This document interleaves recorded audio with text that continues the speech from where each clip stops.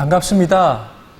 저는 온라인 신앙 강좌 4주차 강사를 맡게 된 홍성화 목사입니다. 저는 오늘 여러분들과 함께 하나님의 뜻과 인간의 자유의지라는 그 주제를 가지고 함께 은혜가 되는 시간을 가지려고 합니다. 인생에서 우리가 하는 선택은 늘 불안의 연속이고 후회로 가득할 때가 많이 있습니다. 선택 앞에서 어떻게든 하나님의 뜻을 구하고 찾지만 갈피를 못 잡긴 마찬가지입니다. 하나님의 뜻이 무엇인지 찾고 싶다는 성도들이 가득합니다. 하나님의 뜻을 어떻게 알 수 있을까요? 이번 강좌를 통해 하나님의 뜻과 하나님의 인도하심을 구분하지 못하여 어려움을 겪는 성도들에게 이 두 가지의 의미를 분명히 밝히고 지혜로운 선택을 하도록 도울 것입니다. 청년들의 경우 하나님의 뜻을 묻는 경우가 많이 있습니다. 사회의 초년생으로서 결정해야 할 일들이 많이 있지요. 무엇입니까? 어떤 직업을 선택해야 할까? 어떤 직업을 선택하는 것이 하나님의 뜻일까? 또 직업을 선택하고 나면 어느새 결혼에 대해서 생각을 하게 됩니다. 이 사람과 결혼하는 것이 하나님의 뜻일까? 또 결혼한 후에는 이 일을 계속하는 것이 하나님의 뜻일까? 아니면 새로운 길에 도전하는 것이 하나님의 뜻일까? 인생에 있어서 선택은 계속적으로 우리를 찾아옵니다. 인생에서 우리에겐 선택하지 않을 수 없는 순간이 늘 찾아옵니다. 이때 그리스도인으로서 우리는 하나님의 뜻이 무엇인지 고민하죠. 어떤 길을 선택하는 것이 과연 하나님의 뜻일까요? 먼저 우리가 고민하는 하나님의 뜻이 있습니다. 그죠? 여기 선택의 기로에 선 사람이 있어요. 그는 A라는 선택지와 B라는 선택지 사이에서 고민하고 있어요. 그에게는 네 가지 길이 있습니다. 먼저는 A를 선택하는 것, 두 번째는 B를 선택하는 것, 세 번째는 가능하면 둘 다 선택하는 것, 마지막 네 번째는 여러분들 다 아시겠죠? 둘 다 포기하는 것. 그는 이 넷 중에 분명 하나님께서 정해놓으신 길이 있다라고 믿고 있어요. 지금 중요한 건 하나님께서 어떤 선택을 하시는지 확실하게 알아내는 거예요. 하나님의 뜻을 잘 헤아려 선택하면 하나님이 도우시는 보다 나은 길을 걷게 되리라고 믿기 때문입니다. 한편으로 그는 두려워하고 있어요. 왜 그렇죠? 하나님의 뜻을 거스르는 선택을 해서 불순종하게 되지 않을까 하는 그런 두려움입니다. 하나님의 뜻에 불순종하면 하나님께 징계를 받을지도 모른다는 그 믿음이 있는 거예요. 그런 어떤 생각이 있는 거죠. 그러면 불필요한 고통을 겪으며 시간을 낭비하게 되겠지요. 누군가는 이렇게 말할지도 모르겠어요. 잘못된 선택을 해도 걱정하지 마세요. 그 시간은 깨지고 낮아지면서 배우는 기회가 될 거예요. 결국 하나님께서 선한 길로 인도하실 거니 두려워하지 마세요. 모든 것이 하나님의 뜻과 계획대로 된다는 것을 배우게 될 거예요. 하지만 여러분, 이 사람은 사실 처음부터 잘못된 선택을 하고 싶지 않은 거예요. 불순종하고 싶은 마음이 전혀 없죠.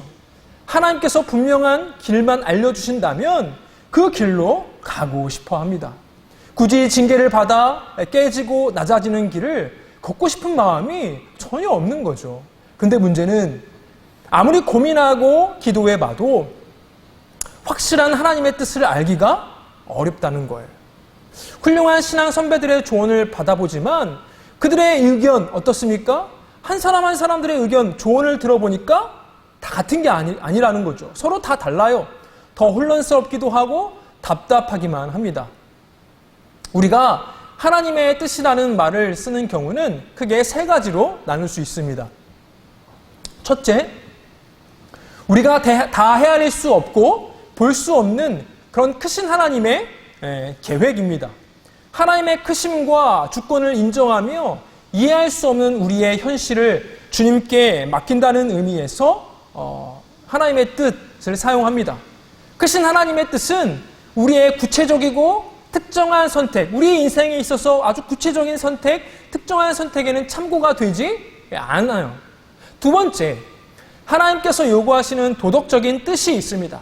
즉 성경에 기록된 옳고 그름에 관한 규정들입니다. 우리 모두가 알고 확인할 수 있는 객관적인 하나님의 뜻입니다. 우리는 이 뜻을 따라 선을 행하고 악을 멀리해야 합니다. 이 뜻은 모든 사람들에게 공통적으로 적용되는 거예요. 그리고 마지막으로 셋째, 하나님께서 각 개인에게 고유하게 요구하시는 그런 뜻입니다.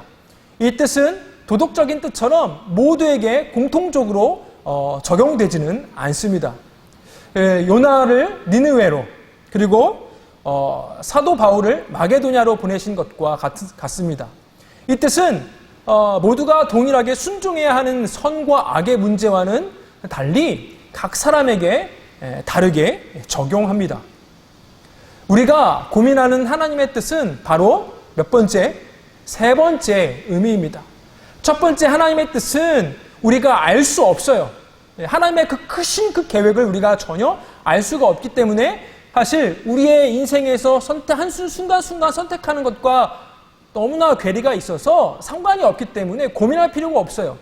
두 번째, 하나님의 뜻은 성경에 명시되어 있기 때문에 사실상 고민할 필요가 없지요. 어떻게 하면 돼요? 배우고 연구하고 그대로 행하기만 하면 되는 거예요. 그런데 세 번째 하나님의 뜻은 객관적인 기준이 굉장히 모호해요. 여러분 예를 들어서 고3 수험생이 A라는 대학과 B라는 대학 중 어디를 가는 것이 하나님의 뜻인지 성경에 만약에 기록되어 있다면 우리 학생들 고민할 필요가 없겠죠? 예. 그들의 꿈, 한 사람은 개인의 꿈이 기록되어 있다면 누구와 결혼할지 알고 있다면 어느 직장에 들어갈지 알고 있다면 고민할 필요가 전혀 없을 거예요. 결혼은 어떻습니까? 하나님께서 짝지어준 이성이 성경에 기록되어 있다면 얼마나 좋을까요? M1 돈과 시간을 쓰지 않아도 되니 말이지요. 나중에 결혼해서 이사도 마찬가지예요. 그런데 성경은 그런 것을 말해주지 않습니다. 이것이 우리의 고민이에요. 어느 대학을 가야 할지, 어느 직장을 가야 할지, 누구와 언제 결혼해야 할지, 집은 어느 동네로 구해야 할지 등등 너무 우리에게 고민거리가 많이 있어요. 고민이 더욱 깊어지는 것은 선택에 따르는 결과를 생각하지 않을 수 없기 때문에 그렇습니다. 니느웨로 보내시는 하나님의 뜻에 불순종했던 요나를 한번 생각해 보십시오. 그 결과가 무엇이었습니까? 풍랑과 물고기 뱃속이었습니다. 요나는 풍랑이 일어난 바다에 던져져서 물고기 뱃속에서 사흘 동안 죽음에 가까운 경험을 하고 나서야 원래 하나님의 명령대로 니느웨로 갑니다. 우리는 이런 징계가 두려운 거예요. 어떻게 해야 올바른 선택을 해서 나를 향한 하나님의 뜻을 이루고 순적한 길을 한 걸음 한 걸음 갈 수 있을까?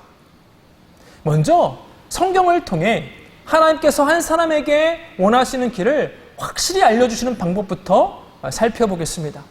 여러분, 하나님께서 한 사람을 꼭 정해진 한 길로 보내실 때 성경은 예외 없이 두 가지 방법 중 하나를 보여줍니다. 첫 번째, 강권적으로 그 길로 인도하시는 방법이에요. 예를 들어 요셉의 경우 자신을 향한 하나님의 뜻을 이루기 위해서 요셉은 애굽으로 가야 했어요. 요셉은 애굽으로 갈지 말지를 고민하거나 선택할 기회가 없었어요. 왜 그렇습니까? 노예로 팔려갔기 때문에. 이처럼 하나님께서 강권적인 방법을 사용하실 경우에는 우리는 진로를 고민할 필요가 없어요. 왜요? 선택의 여지가 없기 때문에.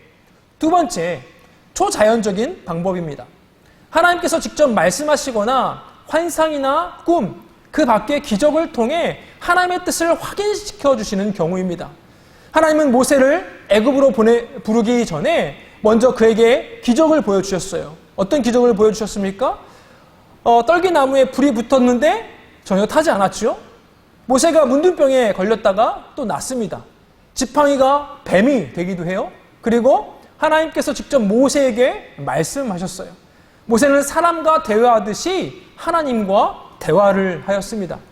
하나님은 사도 바울을 마게도냐로 부르실 때도 그에게 환상을 보여주셨습니다. 바울은 환상 속에서 마게도냐 사람 하나가 서서 도움을 청하는 것을 보고 그곳으로 향하였습니다. 예수님의 부모인 요셉과 마리아도 꿈속에서 지시를 받고 갈릴리 나사렛으로 향합니다. 하지만 이런 하나님의 인도하심은 모든 사람들에게 적용되는 보편적인 방법은 아니에요. 이런 초자연적인 인도하심은 오늘날 기도 많이 하는 분들이 경험하는 종류의 일도 아닙니다. 기도 중에 하나님의 음성을 들었다거나 무엇을 보았다거나 꿈을 꾸었다고 하는 것은 이런 성경의 역사와는 전혀 다른 그런 차원의 일입니다. 성경의 인물들은 매우 특별한 위치에서 특별한 역할을 수행하기 위해서 그 진로를 앞두고 이러한 초자연적인 경험을 하게 되는 거죠. 특별히 구약에선 왕, 제사장, 선지자 이런 그룹들이 그러했고 신약에서는 사도나 예수님이나 사도로부터 교회를 위해 특별한 역할을 부여받은 사람들이 그랬습니다. 이들을 향한 하나님의 지시는 단순히 개인의 진로 지도에 머물지 않고 반드시 거대한 하나님의 구원 역사와 무엇이에요? 하나님의 구원 역사와 관련이 있다는 거예요. 내가 오늘 어떤 양말을 신어야 할지, 어떤 메뉴를 선택을 할지, 식사 중에 어떤 메뉴를 선택할지 이런 것들을 초자연적인 방법으로 알려주시지 않는다라는 거죠. 예. 그들의 선택은 성경의 역사가 되었습니다. 이것은 특수한 부르심이었고 특수한 부르심이었기 때문에 성경의 인물들은 이러한 부르심 앞에서 무엇이 하나님의 뜻인지를 고민하는 법이 없었어요. 요나처럼 말이죠. 요나는 하나님의 뜻이 느느웨로 가는 것인지 다시스로 가는 것인지 전혀 고민하지 않았습니다. 왜요? 하나님께서 직접 말씀하셨기 때문에. 하나님께서 직접 말씀하셨기 때문에 니느웨로 가는 것이 분명한 하나님의 뜻임을 알았어요. 다만 요나는 니느웨로 가기 싫어했죠. 그래서 다시스를 선택했고 풍랑을 만났습니다. 그러므로 요나의 경우를 생각하면서 우리의 선택에 대해 두려워하며 적용하는 것은 맞지 않는 거죠. 우리는 순종하느냐 불순종하느냐가 아니라 사실 궁금한 게 뭐예요? 어느 길로 가는 것이 순종인지 몰라서 고민합니다. 요나식으로 말하면 어떻게 표현할 수 있을까요? 니느웨가 도대체 어디냐? 네. 니느웨가 도대체 어디인가가 궁금한 거죠. 고민이나 분별이 필요 없는 강권적 인도하심이나 초자연적 계시는 우리의 고려의 대상이 아닙니다. 무언가 방법을 써서 분별해야 하는 하나님의 뜻에 관해 우리는 다룰 것입니다. 우선 하나님의 뜻을 분별하는데 부적합한 방법들 그리고 부적합한 그 기준들을 한번 차근차근 하나씩 지워나가면서 오해를 바로잡고 올바른 방법을 제시하려고 합니다. 먼저 하나님에 대해서 우리가 오해를 합니다. 아담의 이야기를 재구성해서 한번 제가 여러분들께 이야기 한번 해보겠습니다. 하나님께서 아담을 부르셨어요. 아담아, 내가 이 동산에 선악과 나무를 한 그루 심어 놓았다. 그 열매를 먹으면 반드시 죽을 거야. 다만 어떤 나무인지는 말해줄 수 없으니 네가 잘 고민해서 선택해봐라. 무엇이 선악과 나무인지 도저히 알아낼 수 없던 아담은 아무 열매도 먹지 못한 채 너무나 배고파서 지쳐가요. 아담은 하나님께 부르짖습니다.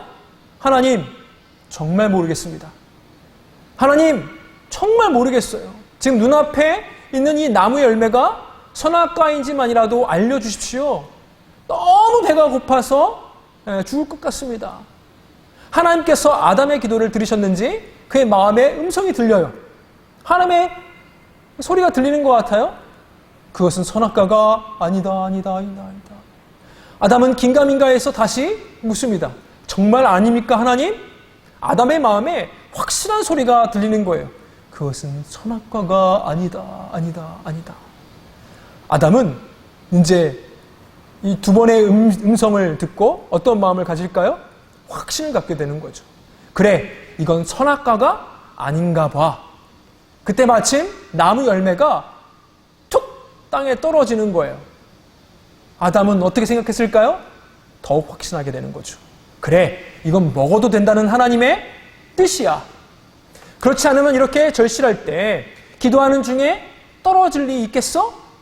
아담이 기쁜 마음으로 열매를 한 입 베어문 순간 갑자기 불호령이 떨어집니다.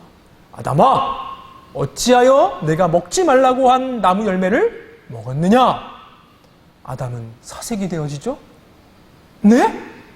하나님께서 선악과가 아니라고 저에게 말씀하셨잖아요. 하나님 말씀하세요. 내가 언제? 나는 그런 말을 한 적이 없다. 전 분명히 하나님께 물었어요. 하나님의 음성이 들렸고 제 마음에 확신까지 들었다고요. 더군다나 그 순간 열매가 떨어졌어요. 하나님 말씀하세요. 그건 네 마음의 소리겠지. 배가 너무 고픈 나머지 들린 헛소리란다. 나무 열매는 늘 떨어지게 마련이고 하필 그때 떨어진 것이지 나는 그런 말을 한 적이 없다 말씀하시는 거예요. 에덴 동산에서 쫓겨난 아담은 억울하죠. 최선을 다해 고민하고 또 하나님께 기도까지 했어요. 도저히 알 수 없었어요. 기도 중에 든 생각을 따랐죠. 마침 그 순간에 길이 열렸고 감사히 하나님의 뜻으로 받았습니다. 그런데 잘못된 선택을 하고 말았습니다. 이것은 그의 잘못일까요? 이렇게 중요한 문제에 대해 분명하게 구별할 수 있는 기준을 주지 않으신 하나님의 잘못은 아닌가요? 물론 지금까지 한 이야기는 성경 속의 하나님과는 전혀 다른 분이세요. 성경의 이야기는 아닙니다. 재구성했다라고 했어요. 하나님은 콕 집어 동산 중앙에 있는 선악과를 가르치셨어요. 먹으면 반드시 죽으리라 라고 그 결과도 분명하게 알려주셨습니다. 아담과 하와는 선악과가 무엇인지 전혀 헷갈리지 않았습니다. 그런 하나님을 제대로 알려주지도 않고 잘못 차별하시는 분으로 말한다면 이번엔 하나님이 아주 억울한 노릇이겠지요. 문제는 무엇입니까? 오늘날 교회 안에서 이른바 하나님의 음성을 듣는 방법이라거나 하나님의 뜻을 분별하는 방법이라고 말하는 것들이 실은 하나님을 아주 억울하게 만들고 있다는 거예요. 두 번째로 우리는 기도에 대해서 오해할 수 있습니다. 어떤 사람들은 기도 중에 들리는 마음속 소리나 확신을 하나님의 뜻으로 생각하기도 합니다. 이것은 매우 위험한 생각이에요. 우리는 하나님의 뜻에 절대 순종해야 합니다. 그러자면 그 뜻이 무엇인지 명확하게 구별할 수 있어야 합니다. 그런데 하나님께서 기도 중에 드는 생각이나 감정의 확신으로 자신의 뜻을 알려주신다면 우리는 금세 미궁에 빠지고 말 거예요. 예를 들어 볼게요.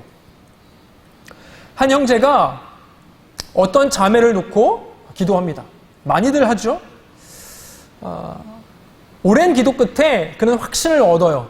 하나님께서 그 자매와 교제하라고 응답하셨다라고 말입니다. 형제는 자매에게 가서 말해요. 벌써 여러분 눈치채셨죠? 벌써 막 화끈 뭔가 이제 창피하죠? 화끈 달아오르면서 그 자매에게 가서 이렇게 말해요. 기도 중에 제가 자매님과 교제하길 바라신다는 하나님의 음성을 들었습니다. 자매가 이야기해요. 저도 배우자를 위해 기도하는데 하나님께서 제게 그런 말씀이 없으시네요. 여러분, 하나님의 뜻은 이 형제와 자매가 사귀는 것일까요? 아니면 사귀지 않는 것일까요? 두 사람 모두 기도를 했는데 전혀 다른 응답을 얻었어요. 이 응답이 잠재의식 속에 내 생각인지 순간의 감정인지 아니면 욕심인지 아니면 정말 하나님의 음성인지 명확하게 구별할 수 있는 방법이 과연 있을까요? 기도로 명백하게 하나님의 뜻을 분별할 수 있는 것은 기도 중에 하나님의 말씀을 깨닫고 적용하는 경우밖에 없습니다. 다시 한번요. 기도로 명백하게 하나님의 뜻을 분별할 수 있는 것은 한 가지, 뭐예요? 하나님의 말씀을 깨닫고 적용하는 경우. 성경 말씀은 객관적인 하나님의 뜻이기 때문에 누구든 그것이 하나님의 뜻인지 아닌지 확인할 수가 있습니다. 무엇을 통해서요? 하나님의 말씀, 성경을 통해서요. 기도 중에 친구의 휴대폰을 훔쳐야겠다는 확신이 들었다 해도 그것은 당연히 하나님의 뜻이 될 수 없습니다. 성경 말씀에 뭐라고 말씀하세요? 도둑질하지 말라라고 명령하고 있기 때문에 그래요. 그러나 우리가 고민하는 문제, 즉 저 자매인가 아닌가에 대한 답은 성경에 나와 있지 않아요. 기도 중에 든 생각이 하나님의 뜻이라는 근거는 어디에도 없습니다. 두 사람이 기도하더라도 전혀 다른 결과가 나올 수 있죠. 설령 두 사람이 기도 중에 100번 양보해서 같은 마음이 들었다 할지라도 하나님의 뜻인지는 불확실한 긴 매한 가지입니다. 둘 다 틀렸을 가능성이 얼마든지 있다라는 거예요. 명확하지 않은 경우 그것을 하나님의 뜻이라고 말해서는 결코 안 됩니다. 그렇게 말하는 순간 그것은 누구든 절대 순종해야 하는 길이 되기 때문에 그래요. 순종하지 않으면 징계를 받는다는 그 사실이 있다라는 거죠. 명백한 하나님의 뜻임을 증명할 수 없다면 그것은 아직 뭐예요? 나의 뜻, 나의 주장일 뿐인 거예요. 성경은 우리의 주장에 하나님을 끌어들이지 말라고 명령하였습니다. 마태복음 5장을 보시면 이렇게 기록되어 있습니다. 읽어보겠습니다. 나는 너희에게 이르노니 도무지 맹세하지 말지니 하늘로도 하지 말라. 이는 하나님의 보좌임이요. 땅으로도 하지 말라. 이는 하나님의 발등상임이요. 예루살렘으로도 하지 말라. 이는 큰 임금의 성임이요. 내 머리로도 하지 말라. 이는 내가 한토록도 희고 검게 할 수 없음이라. 오직 너희 말은 옳다 옳다 아니라 아니라 하라. 이에서 지나는 것은 악으로부터 나느니라. 기도 중에 든 확신에 하나님의 뜻이라든가 하나님께서 말씀하셨다 등의 표현을 쓰며 그분의 권위를 은근슬쩍 빙자하면 안 됩니다. 그냥 기도 중에 자매님과 사귀면 좋을 것 같은 생각이 제 마음 가운데 들었습니다 라고 말해야 되는 거예요. 그것이 정직한 거죠. 성경에서 기도 중에 어떤 길에 대한 응답을 받는 것처럼 보이는 장면이 나오면 자세히 살펴봐야 돼요. 반드시 앞서 말한 것과 같이 기도하는 사람의 특수한 위치, 특수한 지위, 구속사적 특수성, 초자연적 역사가 동반될 거예요. 단순히 개인적인 감정의 확신이 아니라는 말이에요. 그렇다고 해서 기도가 하나님의 뜻을 이루는데 필요 없다는 말은 전혀 아니에요. 하나님께서 원하시는 길로 가고자 할 때 기도는 매우 중요한 역할을 합니다. 그 역할에 대해서 이제 뒤에서 살펴보겠습니다. 또 다른 오해가 있죠. 외적 증거에 대해서 우리는 오해합니다. 어떤 사람은 이렇게 말할지 모르겠습니다. 기도 중에 든 마음의 확신만으로 하나님의 뜻을 장담할 수는 없겠지요. 하지만 외적 증거가 함께 한다면 어느 정도 하나님의 뜻이라고 말할 수 있지 않을까요? 우리가 흔히 생각하는 외적 증거로 두 가지를 들 수 있습니다. 첫 번째, 다른 사람들의 말이에요. 내가 어떤 생각을 했고 또 기도 중에 그 생각에 대한 확신이 들었어요. 그런데 몇몇 다른 사람들이 내가 생각했던 것과 같은 말을 하는 거예요. 특별히 전혀 상관없는 사람에게 그런 말을 들을수록 우리는 이것이 하나님의 뜻이 아닌가 하는 생각으로 무게를 두게 되죠. 둘째, 환경입니다. 자신이 생각하고 기도하는 방향으로 길이 열리면 우리는 여기에 하나님의 뜻이 있지 않은가 생각하게 됩니다. 목회의 길을 놓고 고민하는 청년이 있습니다. 어느 날 갑자기 지도 목사가 그에게 말해요. 형제님은 목회자가 되면 좋을 것 같아요. 놀랍게도 다른 사람이 와서 또 말해요. 형제님은 좋은 목회자가 될 것 같아요.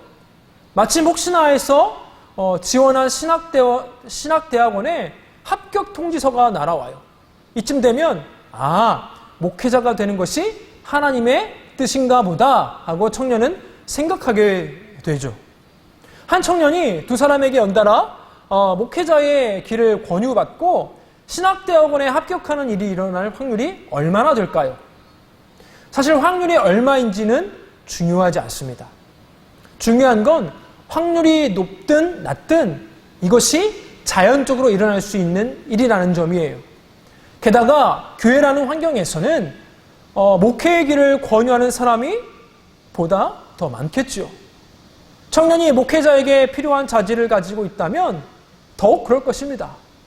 무엇보다 사람은 생각보다 주관적입니다. 평소 같으면 흘려들었을 그런 말도 지금 자신이 고민하고 있고 진로에 대해서 기도하며 문제를 삼고 있다면 강렬하게 그 이야기들을 들을 수 있다라는 거예요. 내가 생각하는 방향으로 길이 열렸다 혹은 막혔다 하는 것도 마찬가지입니다. 그것은 하나님의 뜻과 무관하게 확률적으로 가능해요. 물론 확률적으로 희박하더라도 자연적으로 일어날 일이라는 거죠. 확실하지 않은 두 가지 일이 동시에 일어났다고 해서 확실한 일이 되지 않습니다. 다만 확률상 희박한 일이 일어났다고는 말할 수 있겠지요. 또 다른 오해는 이런 겁니다. 조건과 응답에 대한 오해입니다. 간혹 하나님의 뜻을 분별하기 어렵다고 답답한 나머지 이렇게 기도하고 응답을 구하는 경우가 있습니다. 하나님, 이 학교에 진학하는 것이 정말 맞다면 오늘까지 등록금이 생기게 해주세요. 어떤 조건을 걸고 그 조건이 충족되는지로 하나님의 가부를 묻는 거죠. 이런 방법은 성경에 유명합니다. 특별히 유명한 한 사람이 있죠. 바로 기드온이죠. 기드온의 양털 시험을 근거로 많이 삼습니다. 사사기 6장에서 미디안과의 전쟁을 앞두고 기드온이 하나님께 묻습니다. 사사기 6장입니다. 기드온이 하나님께 여쭈되 주께서 이미 말씀하심 같이 내 손으로 이스라엘을 구원하시려거든 보소서 내가 양털 한 뭉치를 타작마당에 두리니 만일 이슬이 양털에만 있고 주변 땅은 마르면 주께서 이미 말씀하심 같이 내 손으로 이스라엘을 구원하실 줄을 내가 알겠나이다 하였더니 놀랍게도 아침이 되자 기드온의 요청대로 양털에만 이슬이 젖어 있어요. 주변의 땅은 말라 있습니다. 기드온은 여기서 그치지 않고 다시 한번 하나님께 구합니다. 이번에는 어떻게 합니까? 반대로 땅만 이슬에 젖고 양털은 젖지 않도록 구합니다. 하나님은 기드온이 요구한 대로 그렇게 행하셔요. 마침내 기드온은 미디안과 전쟁을 치르러 나갑니다. 이처럼 우리도 하나님께 어떤 조건을 걸고 그 응답으로 우리의 길을 확인할 수 있을까요? 적지 않은 사람들이 이런 식으로 하나님의 뜻을 확인했다고 간증하기도 합니다.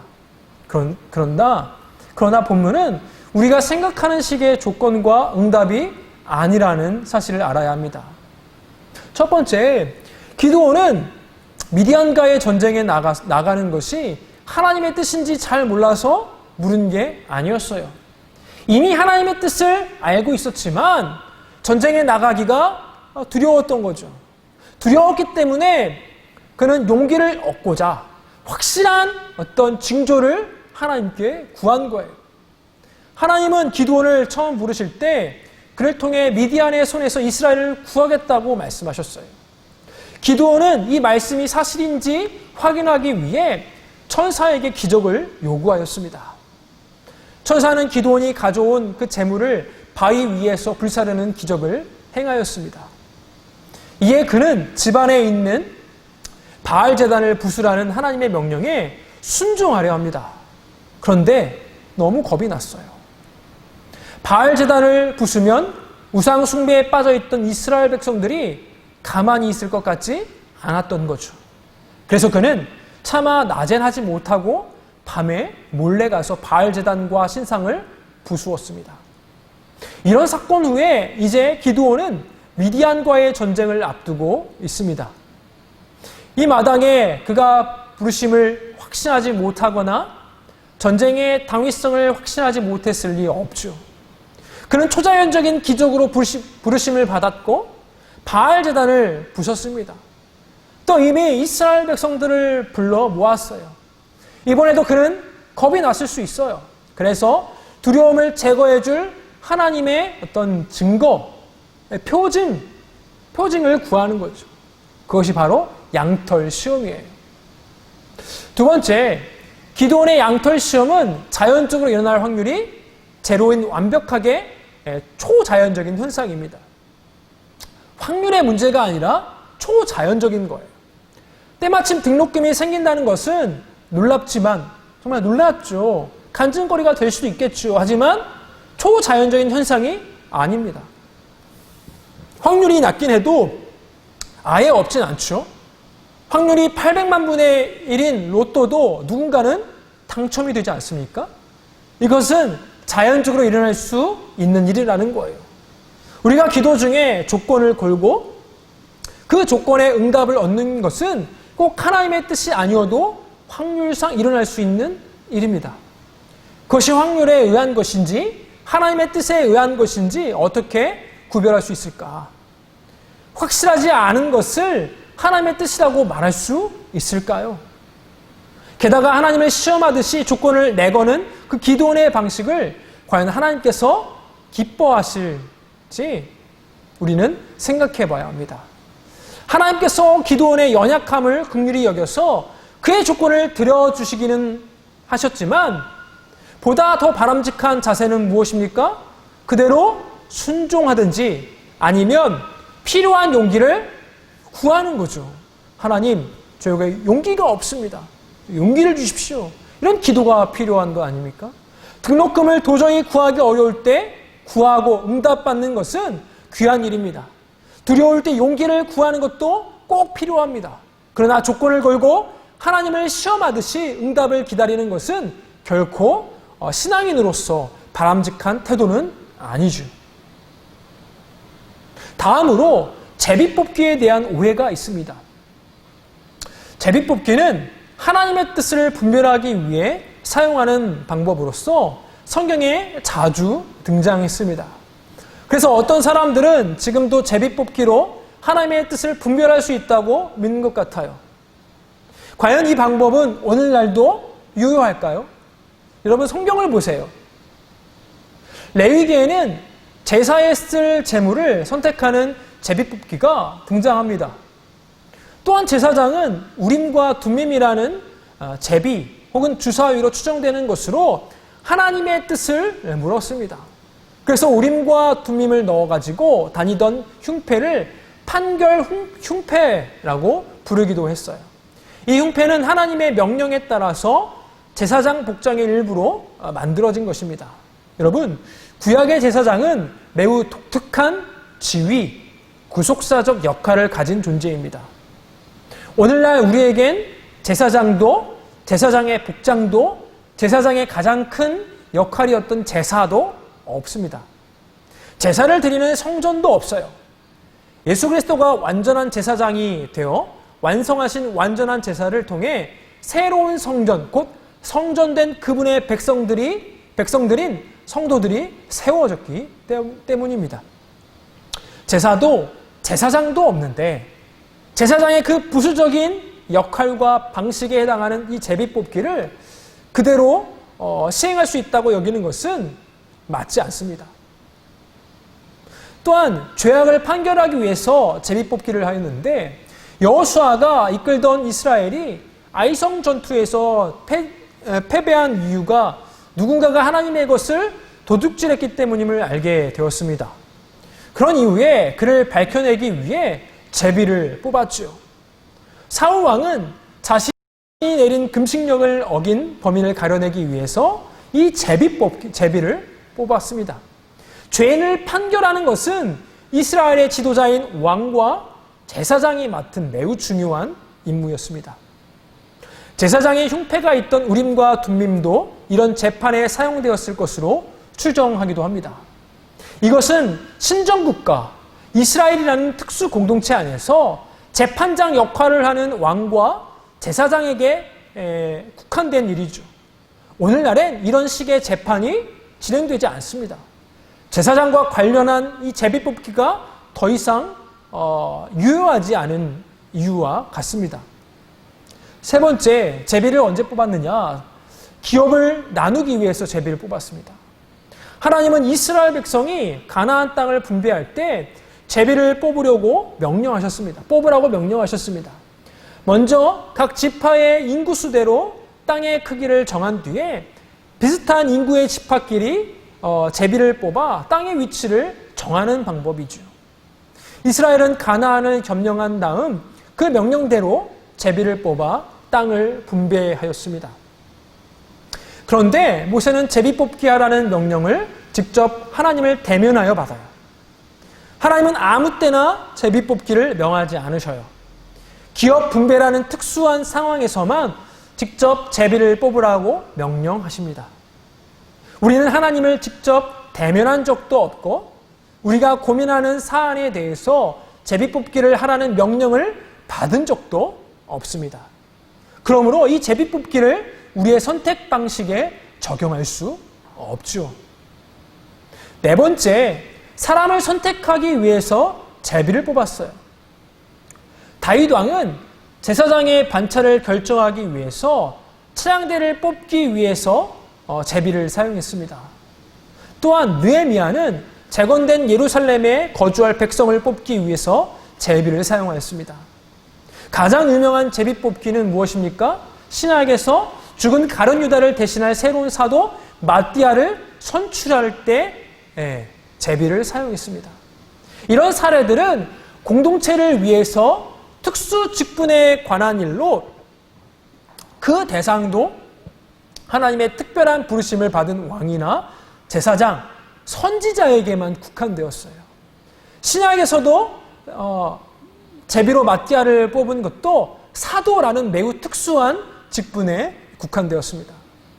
성령 강림 이후에 최초로 신약교회 지도자들 선출하는 장면부터는 제비 뽑기가 사용되어지지 않았어요.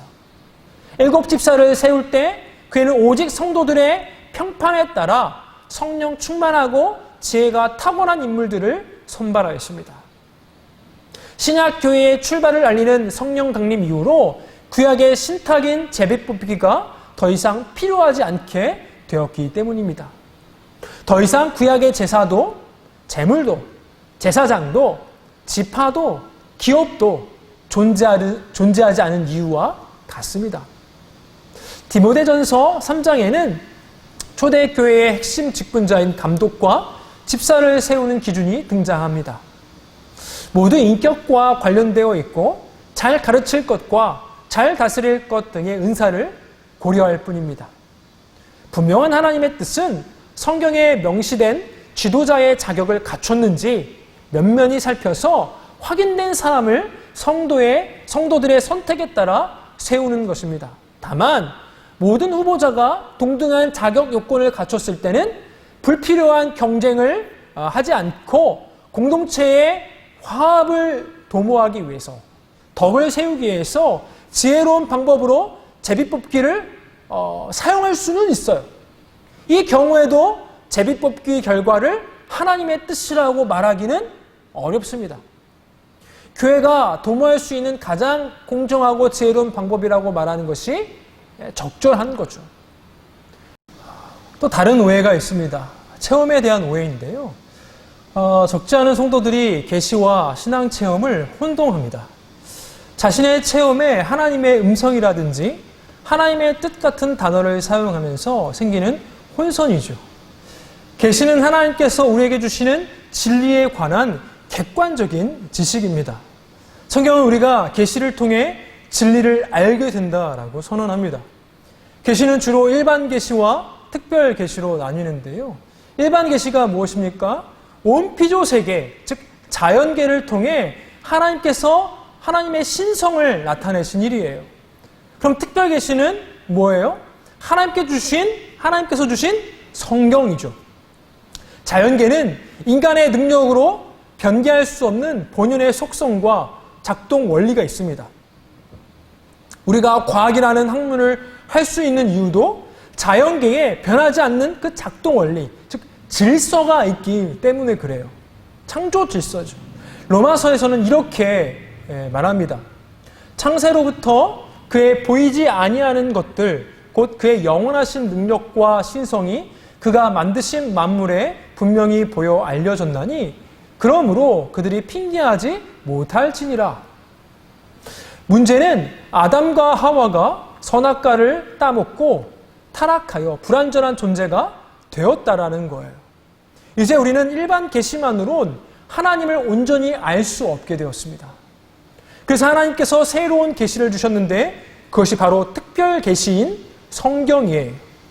일반 계시인 자연계와 특별 계시인 성경 사이엔 한 가지 공통점이 있습니다. 그것은 객관성. 둘 다 변하지 않는 속성이 있어서 누구나 탐구할 수 있습니다. 만약 성경 말씀을 우리와 비슷한 누군가가 그 시대에 경험한 신앙 체험으로 생각해 버린다면 우리의 신앙은 미궁에 빠지고 말 거예요. 성경 말씀이 하나님의 객관적인 말씀이 아니라 성경을 쓴 개인들의 깨달음에 그치고 말기 때문에 그렇죠. 그렇다면 사도 바울이 기록한 로마서 말씀이 맞는지 내 생각이 맞는지 따져봐야 하는 지경에 이를 것입니다. 참된 신자는 누구도 성경 말씀이 내 경험과 동등한 위치를 갖는다고 생각하지 않습니다. 우리가 믿는다는 것은 성경의 모든 말씀을 믿는 것입니다. 그리고 성경 말씀을 믿는다는 것은 성경 말씀이 스스로 증거하는 바와 같이 성경이 객관적인 하나님의 말씀임을 인정하는 것이기 때문입니다.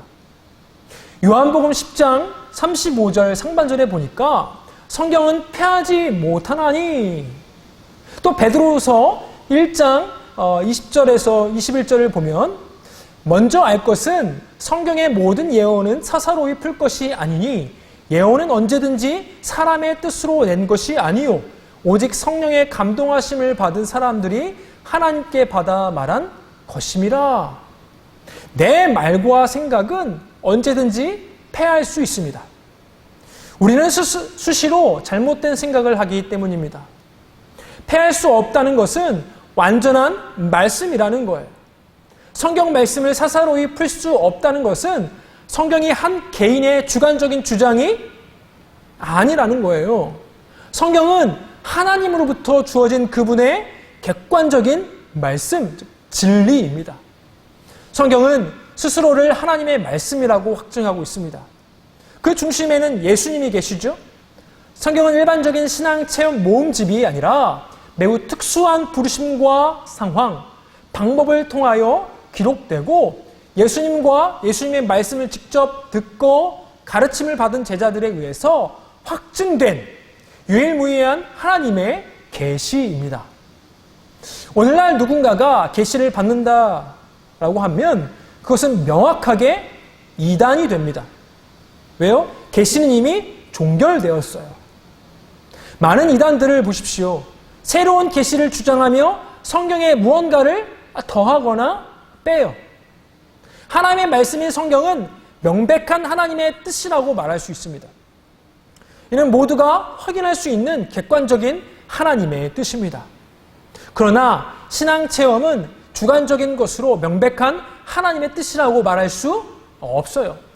자기만의 독특한 체험을 성경에 방불한, 반드시 순종해야 하는 하나님의 말씀에 가까운 것으로 여기도록 하는 사람이 있다면 그것은 정죄받아야 되는 거예요. 이단으로 판명된 한 교회 목사가 이렇게 말했어요. 천사 봤어요? 못 봤으면 말하지 마. 부당한 영적 권위를 세우기 위해 자기만의 특별한 신앙 체험을 내세우는 그런 사람들의 특징이에요. 영적 권위를 내세우면서 이야기하는 거죠. 그들은 자기 경험을 말씀보다 앞세웁니다. 왜 천사를 못 봤으면 말하지 말아야 합니까? 왜 그 말에 우리는 주눅이 들어야 합니까? 우리는 천사의 말보다 확실한 하나님의 말씀인 성경을 받은 사람들입니다. 누구든지 성경을 보고 바르게 깨우쳐 아는 바를 말할 수 있어요. 성경은 하나님의 사람을 온전케 합니다. 천사를 보지 못해도 신앙에 아무런 지장이 없어요. 우리의 신앙 체험이 아무 의미가 없다는 말이 아니에요. 그것을 객관화시킬 수 없다라는 거예요. 주관적으로 자기의 믿음이 더 견고해 나갈 수는 있겠지만 다른 사람들에게 유의미 있게, 의미 있게 내세울 수는, 진리와 동등하게 순종하지 않으면 안 되는 식으로 말할 수는 없다라는 거예요. 신앙 체험을 말씀과 동등한 위치에 놓거나 말씀보다 위에 놓는 사람은 영적 소경과 같아서 결코 올바른 진리에 이를 수 없습니다. 신앙 체험은 명백한 하나님의 말씀인 성경 말씀을 우리의 삶에 잘 적용하는 데 도움이 될 때 비로소 유익한 거죠. 그렇다면 여기까지 이르면 인생의 선택을 위한 하나님의 뜻을 찾기가 너무 어렵다는 생각이 들지 모르겠어요. 그렇다면 여러분, 잘못 이해한 것입니다. 어려운 것이 아니라 뭐예요? 불가능해요. 불가능. 유일한 길이 있습니까? 없어요. 예. 왜일까요? 그런 길을 애당초 하나님께서 만들지 않았기 때문에. 내 인생에 펼쳐진 하나님의 길은 처음부터 단 하나의 선택을 요구하는 길이 아니에요. 이런 오해가 생긴 주된 원인은 성경에 기록된 선택과 관련된 하나님의 초자연적인 계시를 우리에게 적용하여 우리도 따라야 하는 보편적인 어떤 진리로, 교리로 받아들이기 때문에 그래요. 구속사적으로 특수한 상황, 특정 시대의 계시를 위해 세우신 아주 특별한 그 직분과 초자연적인 방식을 통해 하나님의 계시라는 특수성을 간과했기 때문에 그것을 잊고 그걸 바르게 알지 못하고 성경을 읽었기 때문에 생긴 오해예요. 우리가 명백히 죄를 범하지 않는 한, 뭐를 범하지 않는 한이요? 죄를 범하지 않는 한 하나님은 우리를 징계하거나 벌하지 않으십니다. 죄가 아닌 문제에선 선택의 자유를 주세요. 아담과 하와에게 에덴 동산을 주신 하나님은 이렇게 명령하셨어요. 창세기 2장입니다.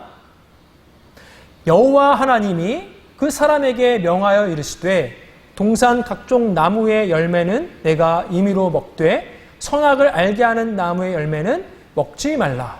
내가 먹는 날에는 반드시 죽으리라 하시니라. 하나님은 아담에게 단 하나의 기준을 주십니다. 어떤 기준이에요? 선악을 알게 하는 나무의 열매를 먹지 말라. 한 가지예요. 선악을 판단하는 분은 하나님이세요. 인간이 스스로 선악을 판단하는 것, 그것이 죄인 거죠. 하나님의 명령을 어기고 선악과를 먹는다는 건 선악간의 판단을 이미 스스로 하고 있다는 뜻이기 때문에 죄가 되는 거예요. 하나님은 죄를 명백하게 금하셨습니다. 이것이 하나님의 뜻입니다. 다른 열매는 어때요? 다른 열매에 대한 규정 역시 하나님의 뜻이죠. 뭐라고 말씀하셨어요? 임의로 먹되. 자유롭게 먹어도 된다라는 거예요.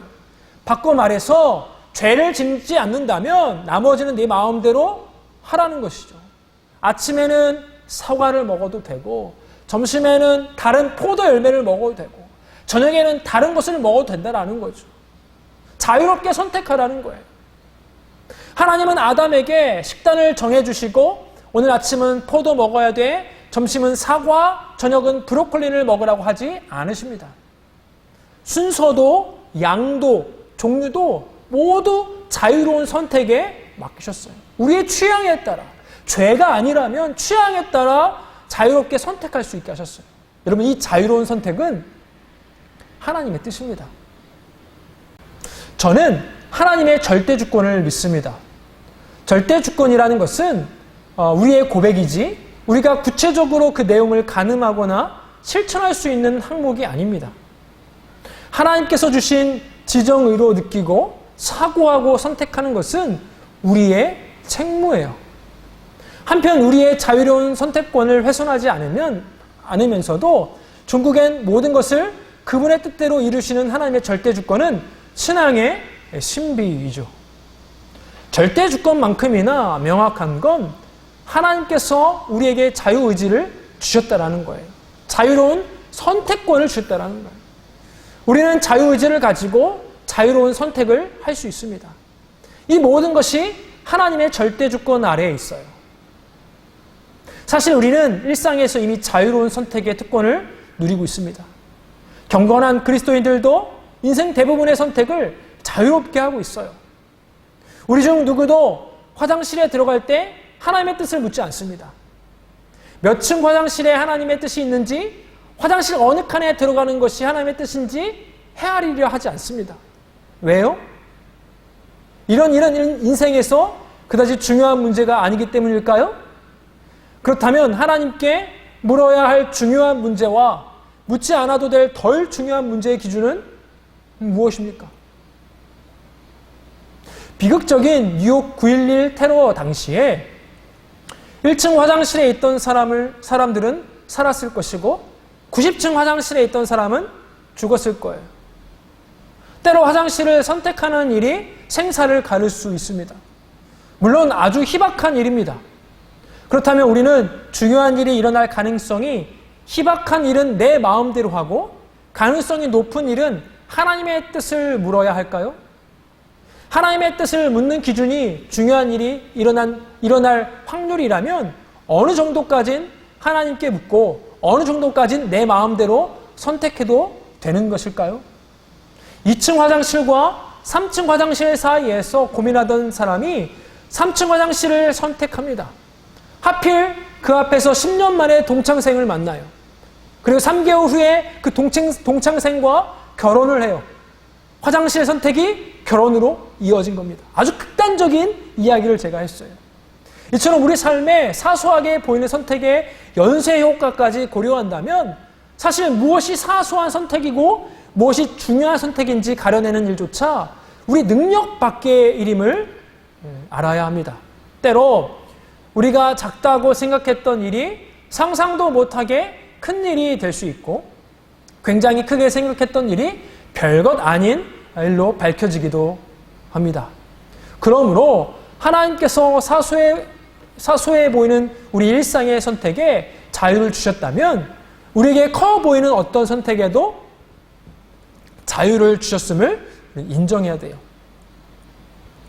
사도행전 15장 35절 이하를 보면 바울의 2차 전도 여행이 시작됩니다. 바울이 마게도냐의 환상을 본 이후에 그곳으로 진로를 바꾸게 된 여행입니다.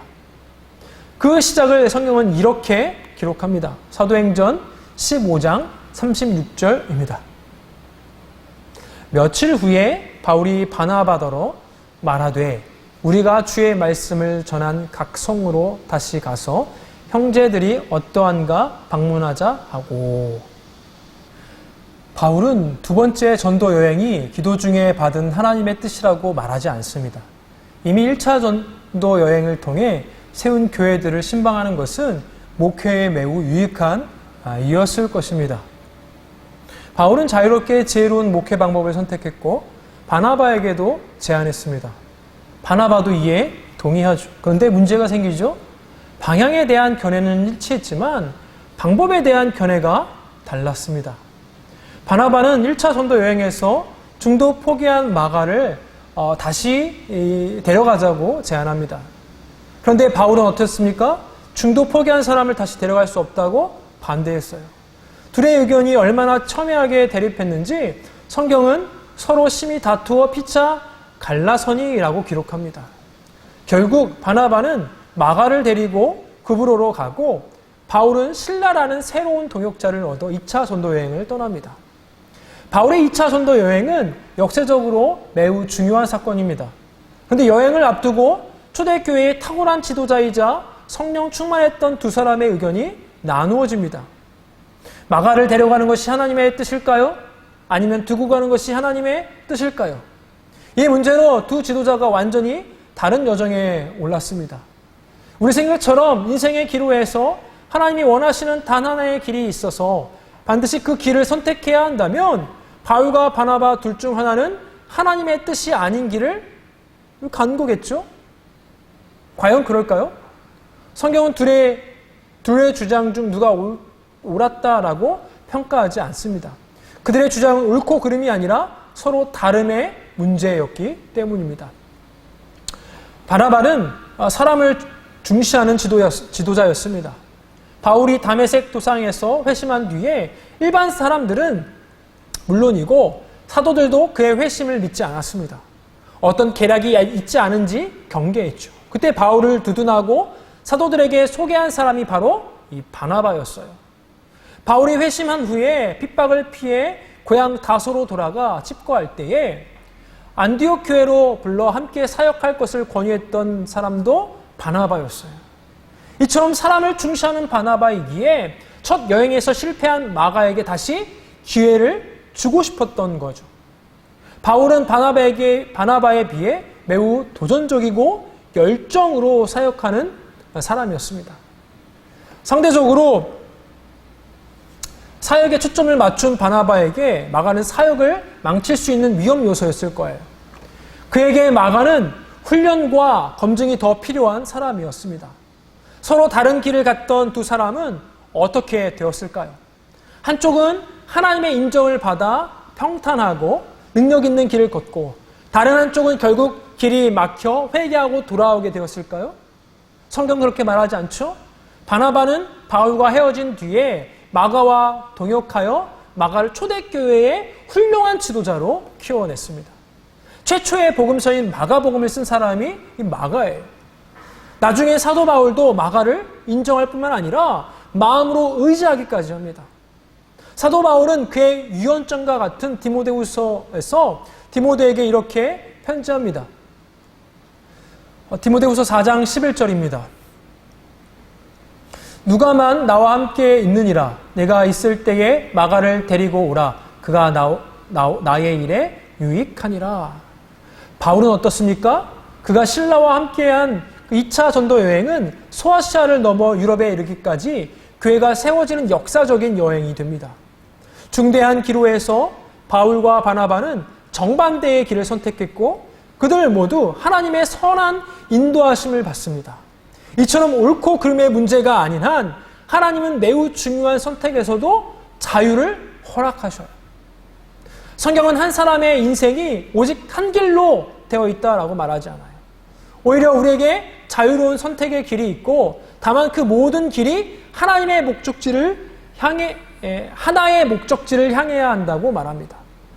그렇다면 우리 삶이 궁극적으로 도달해야 하는 목적지는 어디입니까? 웨스트민스터 대소요리 문답 제1문에 이렇게 질문하죠. 사람의 제일 되는 목적이 무엇입니까? 그 대답이 무엇입니까? 사람의 제일 되는 목적은 하나님을 영화롭게 하는 것과 그를 영원토록 즐거워하는 것이다. 또 성경이 우리에게 명령하는 것이 이것입니다. 고린도전서 10장 31절입니다. 그런즉 너희가 먹든지 마시든지 무엇을 하든지 다 하나님의 영광을 위하여 하라. 여러분, 하나님의 영광을 위하여 산다는 것을 달리 이렇게 표현할 수 있습니다. 예수님처럼 사는 거예요. 에베소서 4장 13절입니다. 우리가 다 하나님의 아들을 믿는 것과 아는 일에 하나가 되어 온전한 사람을 이루어 그리스도의 장성한 분량이 충만한 데까지 이르리니. 또 15절에 보니까 오직 사랑 안에서 참된 것을 하여 범사에 그에게까지 자랄지라. 그는 머리니 곧 그리스도라. 여기에 우리 삶의 목적지가 제시되어 있습니다. 그리스도의 장성한 분량에 이르라는 거예요. 그에게까지 자라라는 거예요. 예수님을 믿고 알고 닮아가는 거예요. 이것이 우리 삶의 궁극적인 목적입니다. 또 하나님을 영화롭게 하는 길입니다. 또한 하나님을 영원토록 즐거워하는 것입니다. 완전하신 예수님 안에 모든 것이 있습니다. 우리가 하나님께 온전히 영광을 돌리는 온전한 사람이 되는 것은 하나님의 아들을 믿는 것과 아는 일에 하나가 되어야 가능합니다. 우리 삶엔 단 하나의 목적이 있습니다. 하나님께 영광 돌리는 삶, 즉 예수님을 따르는 삶입니다. 그리고 내 삶에서 이 목적을 이루는 데는 다양하고 자유로운 방법이 있습니다. 자유롭게 선택해도 되는 길이라면 어떤 길을 선택하느냐보다 목적지를 분명히 알고 방향을 잃지 않는 것이 중요합니다. 어느 길을 선택해도 악한 길이 아니기 때문입니다. 단지 좀 덜 적합한 길일 뿐이죠. 좀 힘들 수 있고 돌아갈 수 있고 원점으로 돌아왔다가 갈 수도 있지만 목적지까지 갈 수 없는 길이 아닙니다. 방향만 잃지 않는다면, 하나님을 영화롭게 한다라는, 예수님을 닮아간다라는 그 방향만 잃지 않는다면 어떤 길도 우리에게 유익이 됩니다. 곧장 가면 빠르게 갈 수 있습니다. 돌아가면 빠르게 갈 때와는 다른 풍경을 볼 수 있습니다. 쉽게 가면 편하죠? 어렵게 가면 단단해집니다. 목적지에 잘 도착할 수만 있다면 시행착오도 추억이 될 수 있습니다. 올바른 목적 안에서 누리는 자유로운 선택의 특권을 설명하는데 존 맥아더의 책이 도움이 됩니다. 그는 하나님의 뜻이라는 책에서 성경에 명백히 드러나는 하나님의 뜻을 이렇게 정리했습니다. 첫째, 내가 구원받고 구원을 전하는 것. 두 번째, 성령으로 충만해지는 것. 세 번째, 거룩하고 순결해지는 것. 네 번째, 세상 속에서 순종하여 세상의 소금과 빛이 되는 것. 다섯째, 주를 위해 고난받는 것. 그리고 마지막 여섯째 원리를 이렇게 말합니다. 이제 마지막 원리를 말해주겠다. 의자를 단단히 붙들라. 풀쩍풀쩍 뛰고 소리를 지르고 싶어질지도 모른다. 당신이 위에서 언급한 5가지 기본 원리들을 전부 다 이행하고 있다면 하나님의 뜻에 관한 마지막 원리는 바로 당신이 원하는 것은 뭐든지 다 하는 것이다. 이렇게 요약할 수 있겠죠. 뭐든지 다 하라. 예수님을 따르는 길을 걷고 있다면 죄가 아니면 뭐든지 다 하라라는 거예요. 여러분, 예수님을 따라간다는 삶의 목적만 잃어버리지 않는다면 모든 선택의 기로에서 우리는 얼마든지 자유롭게 선택할 수 있습니다. 자유롭게 선택할 수 있다고 해서 어느 쪽을 골라도 결과가 똑같다라는 뜻은 아닙니다. 잘못이거나 하나님께 꾸지람을 받을 일이 아니라는 거죠. 어떤 선택을 하느냐에 따라 당연히 그에 따른 결과와 책임은 달라지죠. 그러므로 자유로운 선택은 지혜롭게 해야 합니다. 예를 들어 저녁으로 밥과 빵 중에 선택해야 하는 경우에 이왕이면 입맛에 더 맞는 편을 선택하는 것이 좋을 테죠. 소화가 더 잘 되는 쪽을 선택하는 것이 나을 수도 있습니다. 망치와 벽돌이 있다면 못은 망치로 박는 편이 낫습니다. 벽돌로 못을 박지 못할 건 아니지만 보통 매우 불편할 뿐 아니라 위험할 수 있어요. 내가 더 좋아하는 것, 내 성향에 더 맞는 것, 용도에 더 적합한 것을 선택하는 것이 삶의 지혜입니다. 식사나 못 박는 일은 비교적 간단하게 선택할 수 있습니다. 그러나 진로나 결혼 같은 정말 인생의 중요한 문제들은 선택하기가 훨씬 더 어렵겠죠. 어렵고 복잡한 상황을 풀어가려면 더 풍성한 지혜가 우리에게 필요합니다. 이런 지혜는 하루아침에 얻어지지 않아요. 긴 시간 동안 배우고 또 배우고 연마해야 돼요. 그렇다면 지혜로운 선택을 하려면 더 넓고 깊은 지혜를 갖고 가려면 어떻게 해야 할까요? 몇 가지 중요한 원리들이 있습니다. 첫 번째, 성경이 가르치는 신앙과 삶의 원리를 깊이 이해해야 합니다. 하나님의 말씀은 선과 악을 구별하는 일뿐만 아니라 우리가 어떻게 지혜롭게 살 수 있는지에 대해서도 분명하게 가르칩니다. 특별히 잠언 같은 책이 일상의 교훈으로 가득 차 있습니다. 성경의 원리를 풍성하게 깨우칠 수 있도록 현명하고 지혜로운 일상의 선택이 가능해집니다. 잠언에는 보증을 서지 말라는 교훈이 있어요. 감당하지 못할 보증은 큰 화를 불러일으킨다는 가르침입니다. 감당할 수 없는 보증을 서는 것이 죄는 아닙니다. 그렇지만 지혜로운 선택도 아니죠. 감당할 수 없는 보증으로 가정이 파괴될 수 있습니다. 사랑에도 지혜와 균형이 필요합니다. 사랑해서 한 일이 오히려 더 큰 불화를 불러오면 어떡합니까? 이러한 성경의 원리에 따르면 감당할 수 없는 보증을 거절하는 것은 사랑 없는 행동이 아닙니다. 오히려 감당할 수 있는 한도 내에서 돕는 것이 더 큰 불화의 씨를 만들지 않는 지혜로운 사랑이 될 것입니다. 물론 지혜는 공식으로 어떤 표현할 수 없습니다. 상황에 따라 다 다르죠. 원리를 깊이 아는 사람이 적용도 잘합니다. 고린도전서 10장 25절 이하에는 당대 그리스도인들의 고민이 나옵니다. 시장에서 파는 고기를 사 먹을 수 있느냐에 대한 고민인데요. 그 고기들은 대부분 이방 신상의 제물로 올라왔던 것입니다.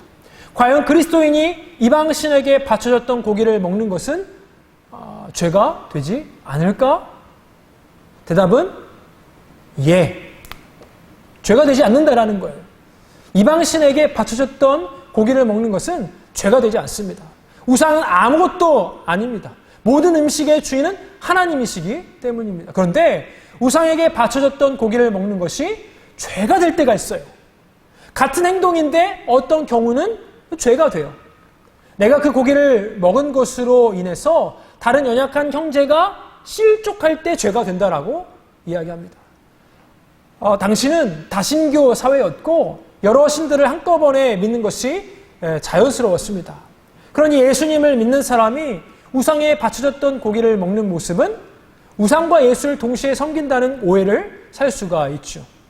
이렇게 형제의 믿음을 타락시킨 경우에는 형제를 믿음에서 실족하게 하기 때문에 죄가 된다라고 성경은 말합니다. 그렇다면 아예 고기를 먹지 않으면 어떨까?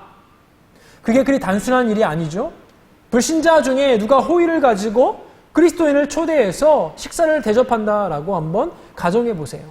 그런 자리에서 음식을 가려 먹으면 어떤 교제를 이어갈 수가 없죠. 예의에 어긋날 수 있습니다. 이런 경우에 어떻게 해야 합니까? 성경은 말합니다. 묻지 말고 따지지도 말고 먹으라. 이 고기가 우상에게 바쳐졌던 고기인지 아닌지 묻지 말고 그냥 먹으라는 거예요. 기막힌 교훈은 그 다음이에요. 고린도전서 10장 28절에 이렇게 기록되어 있습니다. 누가 너희에게 이것이 재물이라 말하거든 알게 한 자와 그 양심을 위하여 먹지 말라. 고기의 출처를 알 수 없을 때는 우상의 고기라도 그냥 먹되 출처가 밝혀지면 다른 연약한 형제를 위해서 먹지 말라라는 거예요. 우상에게 바쳐졌던 고기를 먹는 것은 죄가 아니고 오히려 우상이 아무것도 아님을 아는 성숙한 신앙인이 누릴 수 있는 자유입니다. 그러나 그 자유가 다른 연약한 형제의 신앙을 타락시킬 때는 죄가 된다라고 성경은 이야기해요. 나의 자유라 할지라도 적절하게 절제해야 된다라는 거죠. 성경은 이런 상황을 이렇게 정의합니다. 고린도전서 10장 23절입니다. 모든 것이 가하나 모든 것이 유익한 것은 아니요. 모든 것이 가하나 모든 것이 덕을 세우는 것은 아니니 누구든지 자기의 유익을 구하지 말고 남의 유익을 구하라. 성경의 원리를 바로 알 때 우리는 불필요한 규례에 매이지 않을 수 있습니다.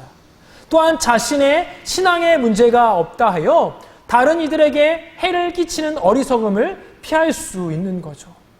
이것이 우리가 지혜로운 판단을 위해 성경을 잘 알아야 하는 이유입니다.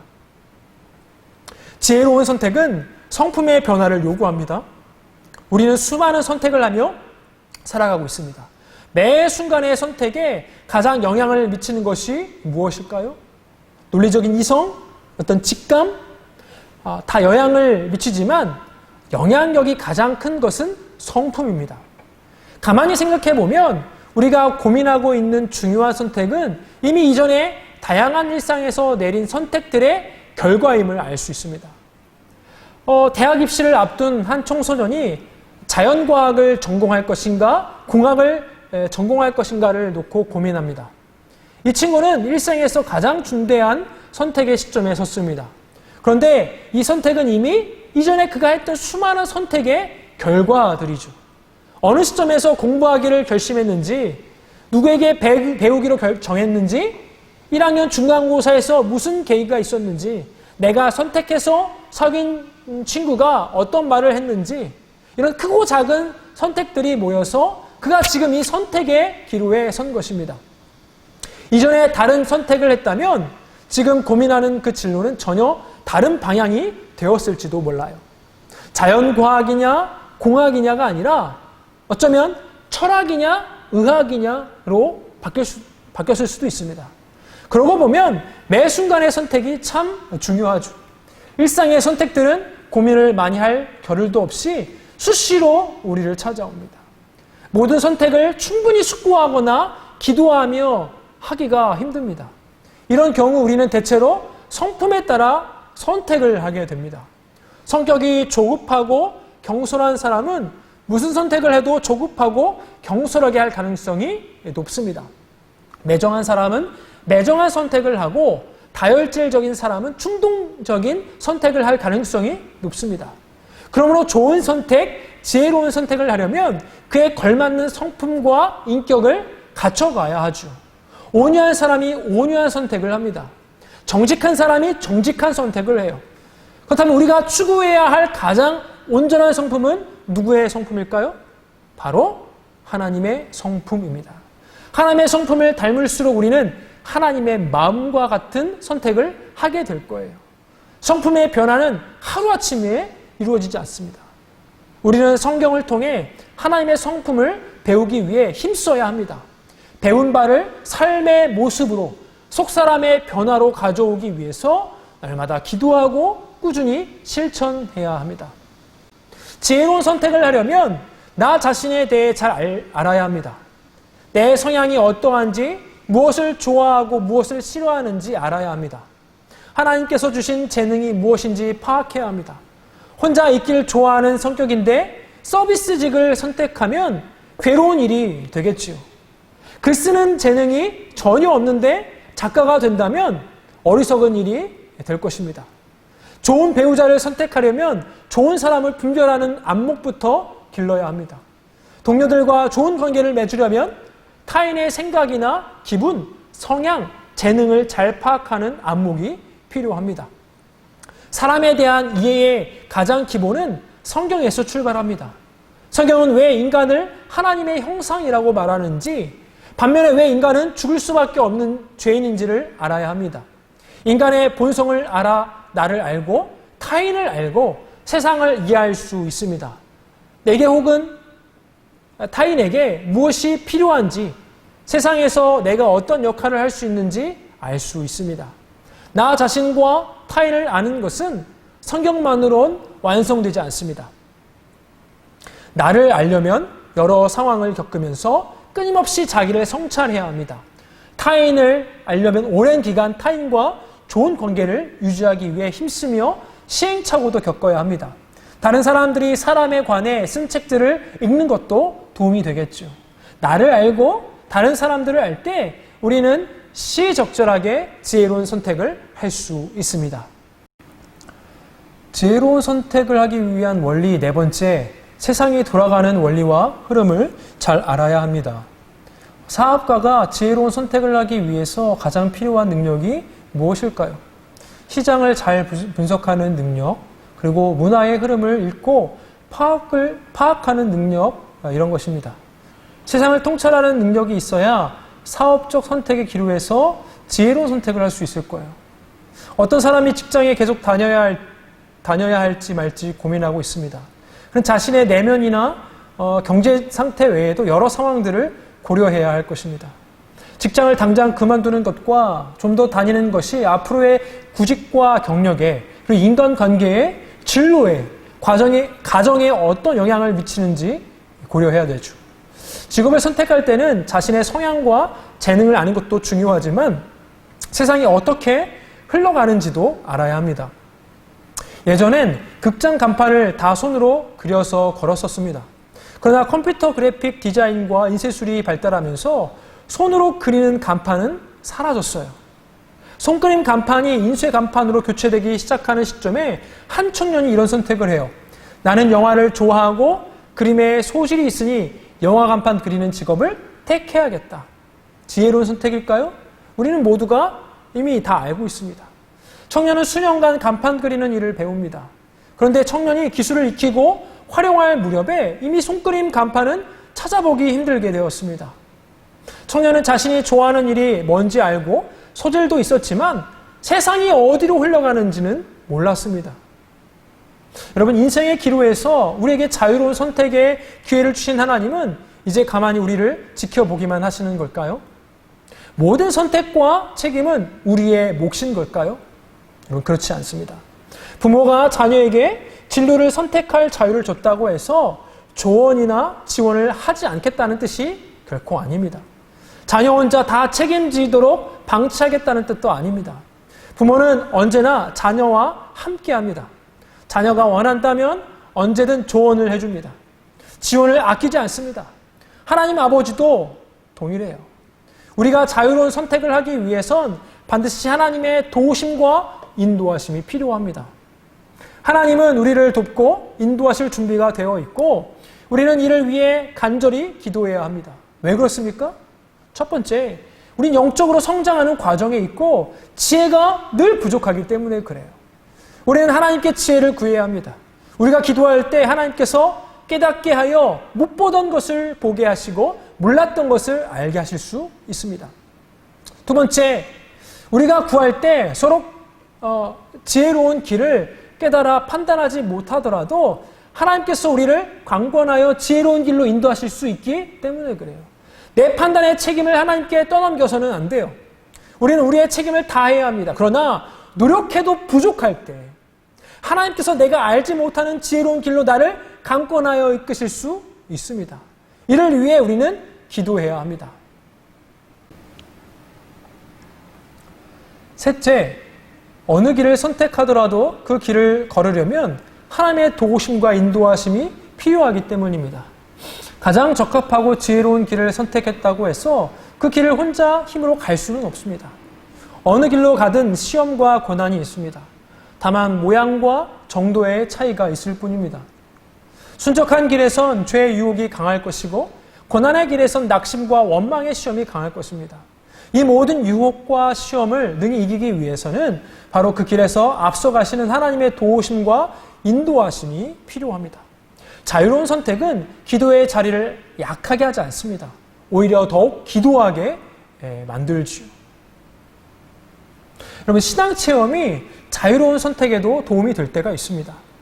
한 청년은 청소년 시기에 수련회에 참석하여 기도하던 중에 하나님께서 자신을 문화사역으로 부르신다는 확신을 가졌습니다.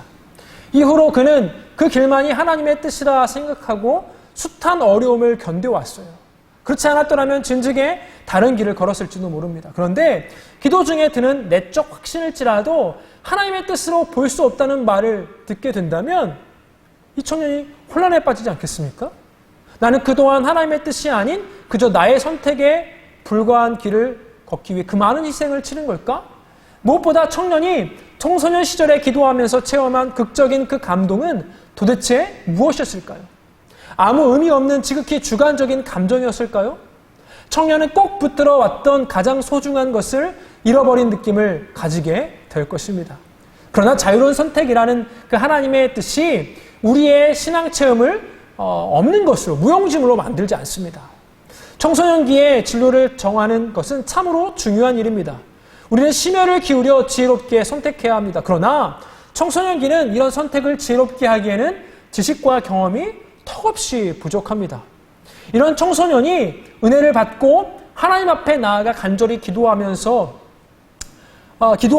하나님은 이런 어떤 일을 하실까요? 가장 적절하고 지혜로운 길로 그 아이를 인도하실 것입니다. 인도하시는 방법이 기도 중에 주시는 확신일 수 있어요. 물론 그 확신은 하나님이 주신 것이 아닐 수도 있습니다. 아니라고 해서 문제될 것이 없죠. 어느 진로를 선택하든 죄가 아니기 때문에, 하나님의 뜻을 거스르는 일도 아니기 때문에 그렇습니다.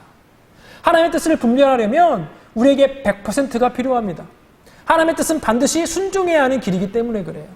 100% 객관적인 하나님의 말씀 외엔 그분의 뜻을 분별할 수 있는 방법이 없습니다. 그러나 하나님의 인도하심을 따르는 것은 가능성이 높다는 것으로도 충분합니다.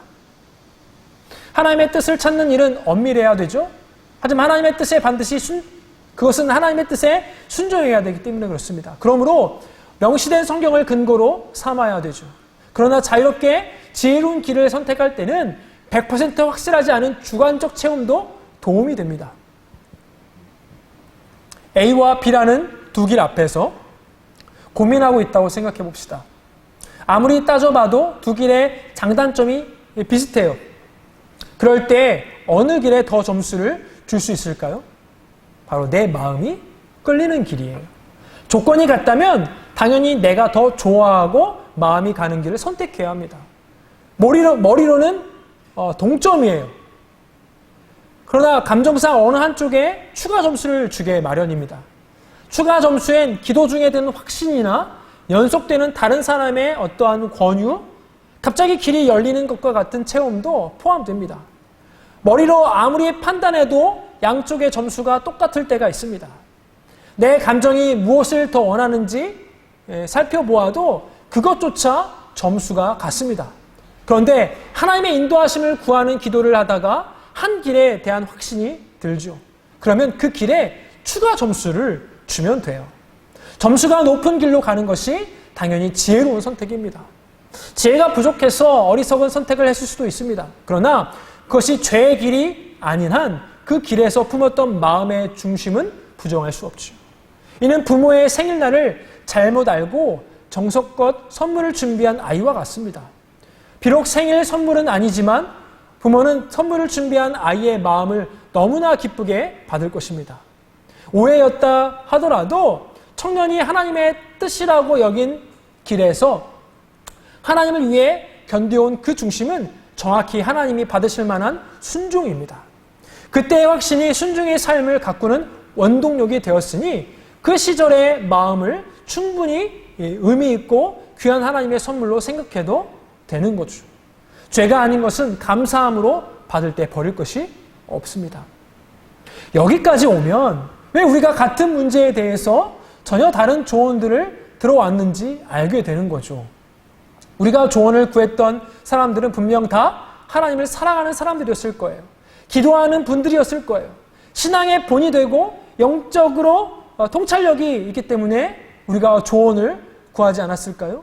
그런데 왜 그들의 조언이 다 달랐을까요? 같은 성령 안에서 신실한 종들이 하는 말은 같아야 하지 않을까요? 누군가 한 사람이 맞다면 다른 누군가는 하나님의 뜻을 잘못 알고 있는 것일 테니 말이죠. 하나님의 뜻을 잘못 알고 있었다면 그들은 우리가 생각했던 것만큼 신실한 종이 아닌 것일까요? 여러분, 아니죠. 누구도 틀리지 않았습니다. 실은 모두가 잘 모르는 사이에 하나님의 뜻 안에서 자유롭게 지혜를 따라 판단하고 있었던 거죠. 조언들을 가만히 떠올려 보세요. 그들의 성향과 살아온 인생이 보이지 않으시던가요? 저도 제 진로를 놓고 신앙의 선배들과 많은 이야기를 나누고 조언을 구했었습니다. 돌아보면 참 재미있죠. 모두들 기가 막히게 자기 성향과 삶의 경험대로 조언했던 것을 알 수 있습니다. 이곳에서 계속 일을 해야 할까요? 떠나야 할까요? 라고 묻습니다. 기질상 도전을 좋아하고 지금까지 직장을 많이 옮기면서 해온 분은 10중 8구 과감하게 떠나라 라고 아마 충고를 할 거예요. 반면에 한 직장에서 오래 견디며 해온 분은 더 인내하며 견디라고 말하겠죠. 또 어떤 사람들이 이런 질문을 할 수도 있겠어요. 공부를 계속해야 할까요? 아니면 배우의 길에 도전해 볼까요? 예술적 감각이 있고 생각이 자유로운 분은 마음이 가는 대로 자신이 진짜 원하는 길을 걸으라고 충고하겠죠. 반면에 자유로운 삶보다는 신중한 삶에 더 무게를 두는 분은 지금 하는 일을 계속하면서 배우로서 가능성이 있는지를 확인한 후에 신중하게 움직여도 된다라고 충고할 것입니다. 여러분, 조언을 참고할 때는 이런 부분들을 다 고려해야 돼요. 경험이 많고 성경 지식이 풍성하니까, 기도를 많이 하니까 그가 하는 말이 다 맞을 것이라는 그 생각을 해서는 안 돼요. 사람과 상황을 판단하는 눈은 그 자신의 성향에 깊이 영향을 받습니다. 내가 알지 못한 성경의 원리를 깨닫게 해주는 조언이라면 그대로 잘 받으면 돼요. 그러나 사람과 상황에 대한 판단의 영역은 조언자의 성향을 고려해서 참고해야 돼요. 최종 판단은 누구예요? 스스로의 몫입니다. 스스로의 몫이어야 돼요. 그래야 나 자신이 성숙할 수 있습니다. 신자의 성숙은 분명한 하나님의 뜻입니다. 자유로운 선택은 우리를 성숙하게 합니다. 지혜로운 선택을 위해선 다양한 방면에서 자신을 연마해 가야 합니다. 성경의 원리와 인간에 대한 총체적인 이해, 그리고 세상과 상황을 이해하는 복합적인 사고가 요구되죠. 지혜와 인도하심을 구하기 위해 기도에 힘써야 합니다. 좋은 자들을 곁에 두고 나누기 위해선 인간관계도 잘 가꿔야 합니다. 자유로운 선택은 선택의 전후 책임을 하나님께 떠넘기지 않습니다. 스스로 감당할 부분을 책임지고 하나님께 의지하는 가운데 견디며 나아가야 되죠. 여기서 하나님께서 왜 우리에게 갈 길을 딱 정해주지 않고 자유롭게 선택하게 하시는지 알게 됩니다. 배우고 고민하고 기도하는 그 인고의 과정을 거치며 우리가 성숙해지기 때문에 그래요. 하나님은 우리가 성숙해 가길 원하십니다. 이것은 분명한 하나님의 뜻입니다. 고린도전서 14장 20절입니다. 형제들아, 지혜에는 아이가 되지 말고 악에는 어린아이가 되라. 지혜에는 장성한 사람이 되라. 우리는 이 과정이 너무 힘든 나머지 건너뛰고 싶어 합니다. 콕 집어 확신한 길을 알려주시기를 원하죠. 그렇게만 한다면 그 길로 가겠다는 것이죠. 물론 길을 알려주시기만 하면 어떤 어려움이 있어도 순종하겠다고 마음 먹는 이들도 있습니다. 그런 분들에겐 이렇게 말씀드리고 싶습니다. 알려주셔야 순종하겠다고 하지 말고 이미 알려주신 일에 순종하라고 말입니다. 오늘 주어진 일에 순종하며 지식과 지혜를 연마하고 선택의 시행착오를 두려워하지 말고 하나님을 신뢰하십시오. 인내하는 가운데 오늘 동행하시는 하나님을 온전히 믿음으로 미래에 대한 불안을 이겨나가는 여러분 되시길 바랍니다. 적지 않은 경우 우리는 편안함을 추구하기 때문에 하나님의 뜻을 구합니다. 과정을 다 겪어내기보다 콕 집어주시는 상대적으로 평탄한 길, 성공이 보장된 길을 걷고 싶어 합니다. 영적 유행 아닙니까? 성숙은 겪어야 할 것을 모두 겪어낼 때 비로소 맺는 열매와 같습니다. 한 알의 씨앗이 힘겹게 고개를 들어서 땅을 뚫고 나오려고 애쓰지 않고 한여름의 갈증과 몰아치는 태풍을 통과하지 않고 어떻게 그 열매를 맺겠습니까? 우리 삶은 어차피 선택의 연속입니다. 내가 오늘 고민하는 진로 문제를 넘어선다고 해서 끝이 아닙니다. 얼마 지나지 않아 또 다른 선택이 우리 눈앞에 놓입니다. 하나님은 물고기를 주기보다 물고기 잡는 법을 알려주시는 지혜로운 아버지십니다. 하나님은 선택의 기회를 주시고 시행착오도 겪게 하시며 우리가 지식과 지혜를 연마해 가길 원하십니다. 그 가운데 반드시 찾아오는 두려움과 불안을 하나님의 동행하심을 신뢰하며 이겨나가길 원하십니다. 거친 파도 속에서 한 배에 타고 계신 주님을 보기를 원하십니다. 어떤 상황 속에서도 주님을 신뢰하는 법을 익혀가길 원하시죠. 여러분, 두려워하지 마시고 선택하십시오. 선택을 두려워하지 마십시오. 자유로운 선택 앞에서 꼭 선택해야 하는 한 길은 없습니다. 하나님께서 주신 지혜를 최대한 동원하고 힘을 다해 기도하되 과감하게 선택하십시오. 선택에 대한 지나친 두려움 때문에 주저하는 이들이 기억해야 할 몇 가지 일들이 있죠. 첫 번째, 두려움에 휩싸이면 판단이 흐려져서 어리석은 선택을 할 수 있습니다. 적절치 않은 두려움 때문에 엉뚱한 선택을 하는 사람들을 적지 않게 보게 됩니다.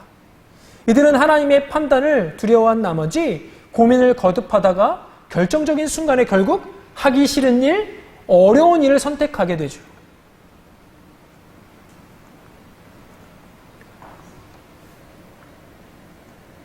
둘째, 지나치게 두려워하면 때를 놓칠 수 있습니다. 혼날까봐 전전긍긍하며 선택하지 못하다가 기회를 놓쳐버릴 수 있습니다. 우리는 중요한 선택의 기로에서 충분히 고민하고 연구하고 기도해야 합니다. 문제는 선택의 기회가 우리를 한없이 기다려주지 않는다는 거예요. 무한정 고민하며 기도할 수 없어요. 어느 정도 정해진 시간 안에 선택해야 합니다. 때론 무엇을 선택하느냐보다 빨리 선택하는 것이 훨씬 중요한 일도 있습니다. 생각이 너무 많아서 오히려 어리석은 선택을 하게 될 때도 있습니다. 바둑에서 이런 말이 있죠. 장구 끝에 악수를 둔다. 고민과 연구, 심지어 기도조차 무조건 많이 할수록 좋은 것은 아닙니다. 적어도 때가 있는 선택에서는 그렇습니다. 어느 정도 고민하고 기도해도 답이 나오지 않는 비슷한 가치의 일이라면 선택 자체보다 선택 후의 자세에 집중해야 합니다. 가장 적절한 길을 선택하고 게으른 사람보다 덜 적절한 길에서 성실한 사람이 훨씬 좋은 결과를 얻을 수 있습니다. 지혜는 선택의 순간에만 작동하는 것이 아닙니다. 선택 후에 지혜로운 태도로 살아가는 것이 훨씬 중요합니다. 셋째, 선택하지 않으면 다음 단계를 볼 수 없습니다. 고민만 해선 결코 알 수 없고 걸어가 봐야 보이는 길이 있습니다.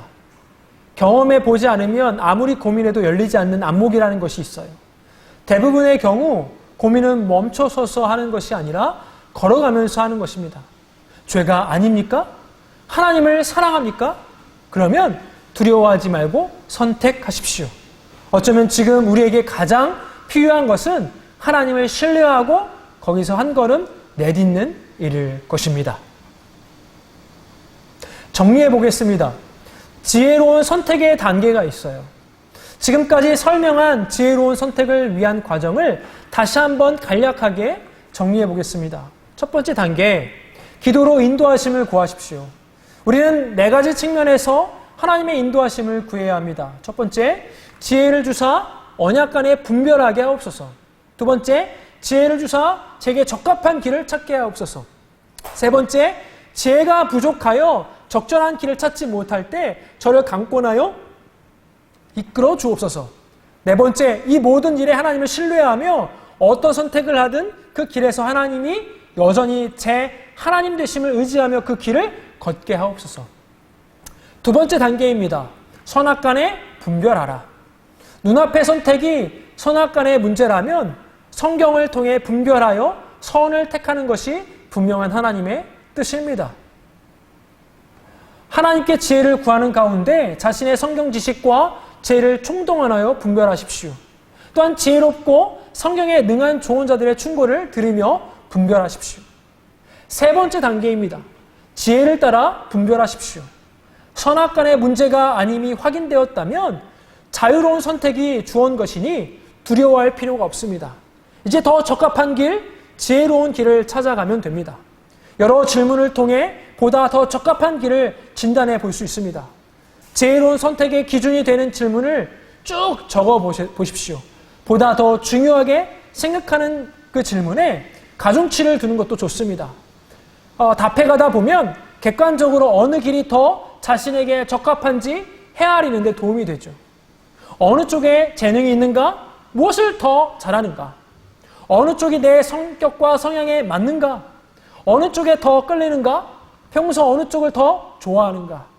기도 중에 어떤 생각이 들었는가? 감정의 변화나 어떤 확신이 있는가?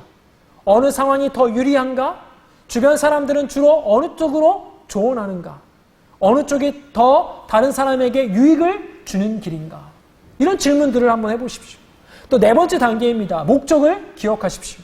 이것은 처음부터 염두에 두어야 하지만 특별히 선택에 직면하여 가장 고민이 될 때 다시 한번 기억해야 하는 원리입니다. 자유로운 선택이 주어진 길에서 선택보다 중요한 것은 선택 과정에서 그리고 선택 후의 삶에서 예수 그리스도를 더욱 닮아가는 거예요. 하나님을 영화롭게 하는 거예요. 마지막 다섯 번째입니다. 다섯 번째 단계. 어느 쪽을 선택하든 인도하실 하나님을 온전히 신뢰하라. 선택의 막바지에서 또는 선택 후에 기억할 것은 이 길이 상대적으로 더 지혜로운 길이든 아니든 하나님이 함께 하신다는 사실입니다. 충분히 고민하고 기도했는데도 그 추가 어느 쪽으로 기울지 않는다면 이제 필요한 것은 과감한 선택이에요. 하나님께서 도우시고 인도하실 것입니다. 두려움이 아닌 평안함으로 선택한 길을 한 걸음 한 걸음 걸어가시는 저 여러분 되시기를 간절히 소원합니다. 지금까지 하나님의 뜻과 인간의 자유의지 이 광자를 들어주신 우리 성도 여러분 감사합니다.